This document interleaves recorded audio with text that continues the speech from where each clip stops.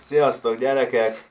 Egy érdekes hír volt a neten, miszerint a mai fiatalok nem szeretnek temetőbe járni, és alcímként még föltették a kérdést, hogy vajon ennyire lelketlenek lennénk.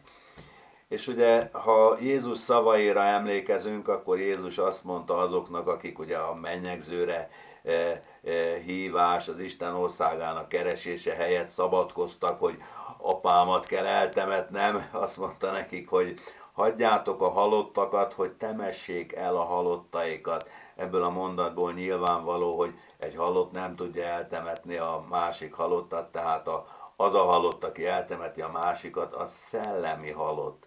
Aki az anyagvilág elsőbségében hisz, és az anyagvilágot a szellemvilág elé teszi, és ezzel Jézus már meg is mondta a véleményét az emberi test, a temetés és ha úgy tetszik, a temetőbe járás fontosságáról is.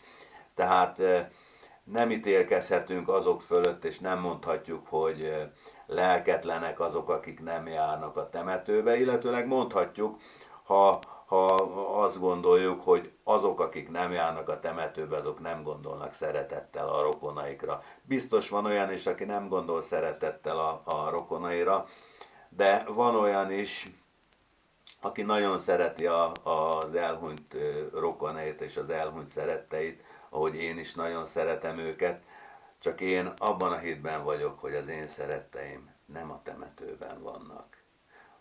Valamilyen nagyon halványan hozzájuk kapcsolódó anyagi molekulák, azok lehet, hogy ott vannak egy bizonyos helyen, de az ő valódi lényük és a lényegük, a szellemük és a lelkük egész másút van, és ha amikor a Jóisten megadja, akkor én álmomban szoktam is velük találkozni, és nagyon boldogító együttléteink vannak, és a lelkemben ők együtt élnek, velem vannak, és szeretettel gondolok rájuk.